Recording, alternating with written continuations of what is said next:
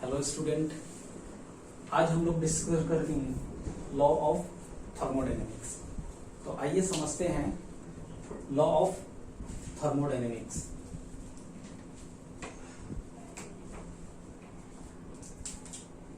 बच्चों, थर्मोडायनेमिक्स का मतलब ये होता है कि एनर्जी का ट्रांसफर होना। डायनेमिक्स का मतलब ये होता है अपने आप में कि मूवमेंट होना, एक जगह से दूसरी जगह ट्रांसफर होना।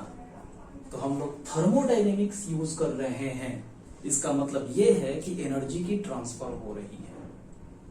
तो हीट का डेफिनेशन आपको पता होगा, सिंस मैं लॉ ऑफ थर्मोडायनेमिक्स पढ़ा रहा हूं, इससे पहले आपको हीट जानना होगा। So what is heat? Heat is the amount of energy transferred from hotter object to colder object, और ऐसा इसलिए होता है since it is of temperature difference। जैसे मैं आपको बताता हूं, अगर एक ऑब्जेक्ट है 100 डिग्री सेंटीग्रेड पे और एक है 50 डिग्री सेल्सियस पे, तो यहां से बच्चों Q amount of energy transfer होती है। और हमेशा हमने देखा कि हॉटर ऑब्जेक्ट से कोल्डर ऑब्जेक्ट की तरफ ये ट्रांसफर होती है, और इसी अमाउंट ऑफ एनर्जी जो ट्रांसफर हुई है, इस एनर्जी को ही हम क्या बोलते हैं? हीट बोलते हैं। तो आप एकदम समझ गए कि what is heat. This is the definition of heat. चूंकि मेरा ये टॉपिक नहीं है, टॉपिक मेरा है लॉ ऑफ थर्मोडायनेमिक्स। तो आप पहले हीट समझ गए, अब सिस्टम ऑफ बॉडी की एनर्जी समझिए। किसी भी ऑब्जेक्ट के अंदर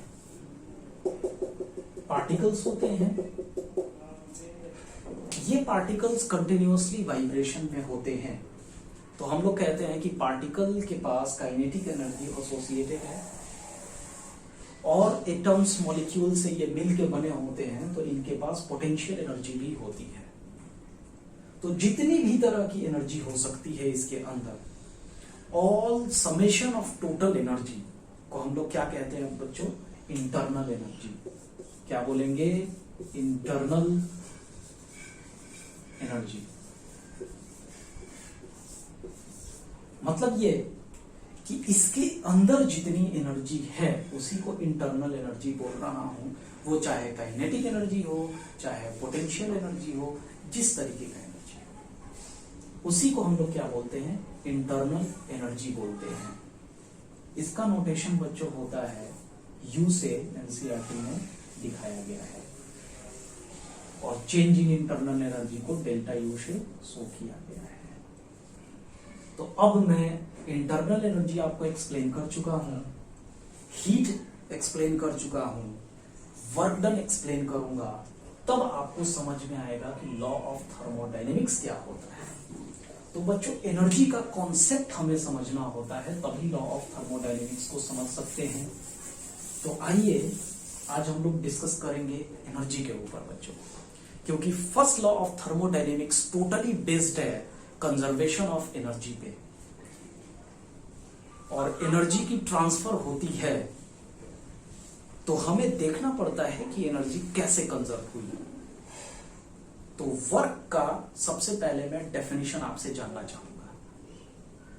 9th में, 10th में, 11th में जैसे जैसे हम आते हैं, वर्क को अच्छे से समझ पाते हैं। बहुत सारे आप में बच्चे ऐसे होंगे जो work is equal to force dot displacement, दोनों वेक्टर क्वांटिटी होता है।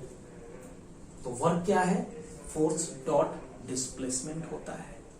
हमेशा बच्चों वर्क को फोर्स और डिस्प्लेसमेंट से कैलकुलेट नहीं किया जाता है। अब मैं आपको थर्मोडायनेमिक्स में जो कॉन्सेप्ट यूज होता है वर्क का, वो आपको मैं बताने जा रहा हूं। सपोज कीजिए कि आपने एनर्जी का डेफिनेशन कैसे दिया? Energy is capacity to do work. अगर मैं बहुत देर तक काम करता हूं तो मैं थक जाऊंगा। थकने का मतलब बच्चों ये हुआ कि अब मेरे पास वर्क करने की कैपेसिटी नहीं रही। अगर लॉन्ग टाइम तक मैं काम करूंगा तो मैं थक जाऊंगा, थकने की वजह से मेरे पास कैपेसिटी टू वर्क नहीं रही, और कैपेसिटी टू वर्क नहीं रही इसका मतलब ये हुआ कि मेरे पास एनर्जी खत्म हो गई। तो आप ये समझ सकते हैं कि जो ऑब्जेक्ट वर्क करता है वो थकता है, उसकी एनर्जी रिड्यूस होती है और उसकी कैपेसिटी टू डू वर्क भी रिड्यूस होती है। तो एक ऑब्जेक्ट है बच्चों, बॉडी ए। ये बॉडी ए है, कोई भी बॉडी हो सकता है। ये फोर्स लगा के एक ऑब्जेक्ट बी को डिस्प्लेस किया, डिस्प्लेस करके वो यहां पे ला दिया। तो आप कहेंगे कि बॉडी ए ने वर्क किया किस पे? बी पे। तो क्या हुआ? वर्क डन बाई ए। मैं बार बार कह रहा हूं किससे वर्क किया? ए। किस पे? On B. इसकी इनिशियल एनर्जी की स्टेटस की बच्चों, इसके पास 100 जूल इनिशियल,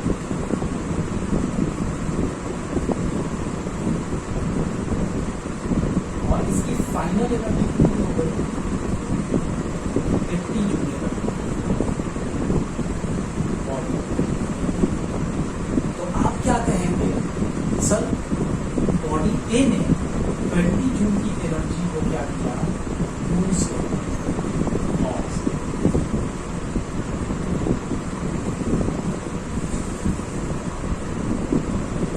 कोई मुझे बता पाएगा कि क्या यहाँ पे एनर्जी कंजर्व रही? तो आप कहेंगे पहले 100 जूल की एनर्जी थी, बाद में कितनी हो गई? 80 जूल की एनर्जी हो गई। तो 20 जूल की एनर्जी कहाँ गई? 20 जूल की एनर्जी ऑब्जेक्ट बी के अंदर कहाँ गई? ऑब्जेक्ट बी के अंदर। तो हमने क्या देखा कि यहाँ पे 20 joule of energy is transfer from A to B. हमने क्या देखा? 20 joule of energy is transferred from A to B. आपने कहा कि ए ने 20 जूल ट्रांसफर किया कहां से? बी के पास। उनके पास से बी के पास 20 जूल। और यही ट्रांसफर्ड एनर्जी, वही बच्चों क्या कहा जाता है? वर्क। तो आज से आपसे पूछा जाएगा वर्क का डेफिनेशन, बच्चों व्हाट इज वर्क? तो आप सिर्फ फोर्स इन डिस्प्लेसमेंट का नहीं बताएंगे, बल्कि आप ये भी कह सकते हैं transfer of energy which also known as work. और इसमें बात ये ध्यान रखना है कि जो वर्क करता है वो एनर्जी यूज करता है, और जिसमें वर्क होती है वो एनर्जी गेन करता है। बहुत सारे बच्चों के ऊपर सवाल ये आ रहे हैं कि सर ये एनर्जी गेन किया हुआ है, तो आप समझाइए कहाँ दे रहा हो? तो वो बच्चों फ्रिक्शन में थ्रू वर्क किया गया है, अगेंस्ट में वो हीट एनर्जी फॉर्म में रिलीज हो गई, इसलिए वो घाट की डिस्कसिबिलिटी को एनर्जी कहीं यूटिलाइज का नाम किया। हम पहले ये समझे कि कैसे एनर्जी ट्रांसफर। अब आपको जो डेफिनेशन समझ में आ गया वर्क का, तो आपको फर्स्ट लॉ ऑफ थर्मोडायनामिक्स समझ में।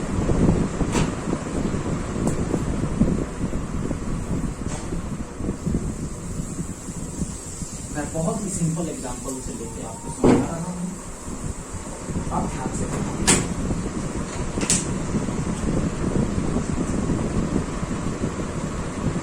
ये बॉडी है,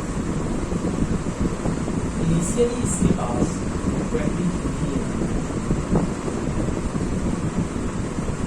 मैंने इसको इनिशियल कंडीशन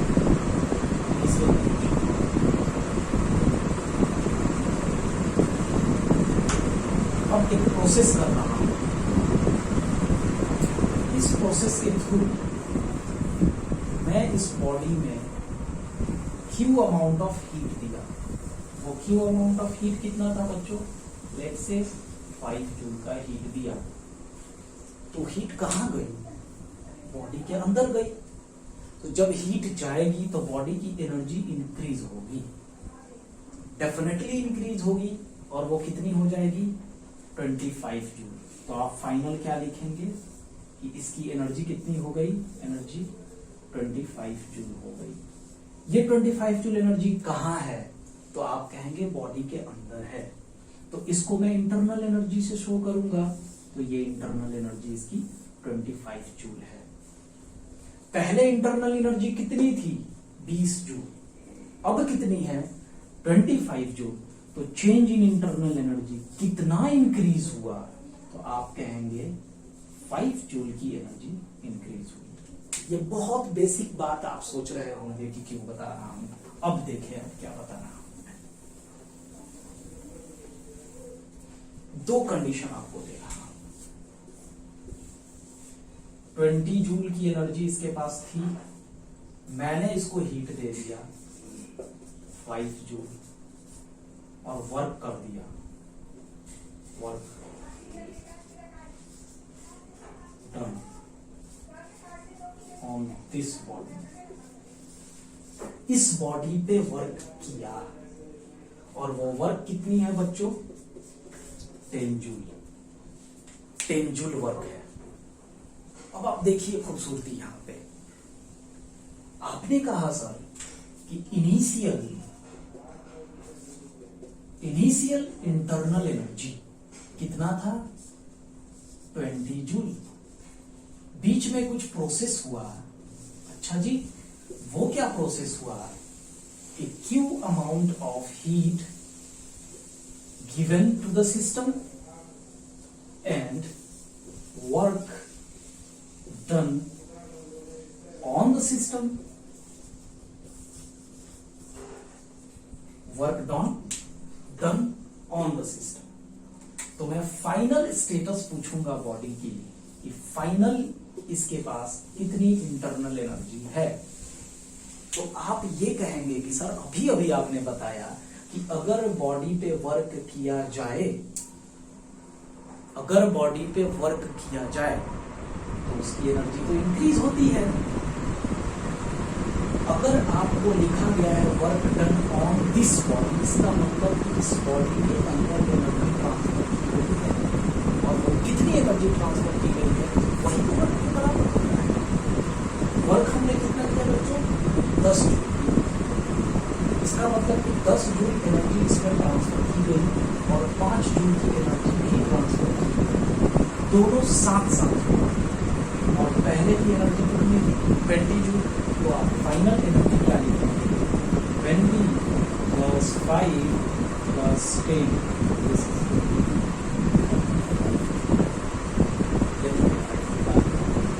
बहुत से ये पहला कंडीशन था। दूसरा कंडीशन बच्चों दे रहा हूं, 20 जूल की एनर्जी थी और मैं इसको 10 जूल की हीट दे रहा हूं, हीट के फॉर्म में। अब इसने क्या किया कि 5 जूल का वर्क किया। ये जो है वर्क बाई द सिस्टम। जब भी बाई द सिस्टम आए, जो बच्चे वर्क करता है वो थकता इसलिए है क्योंकि वो एनर्जी निकालता है। ये जो सिस्टम है इसने वर्क किया है, इसका मतलब कि 5 जूल की एनर्जी निकाले। आप समझ रहे हैं कि पहले इसके पास 20 जूल की एनर्जी थी, 10 जूल इसने दिया तो इसके पास कितना हुआ? 30 जूल हुआ। अब इसने क्या किया? 5 जूल को लूज कर दिया, इसीलिए इसकी फाइनल क्या हो गई? 25। अब जो थर्ड कंडीशन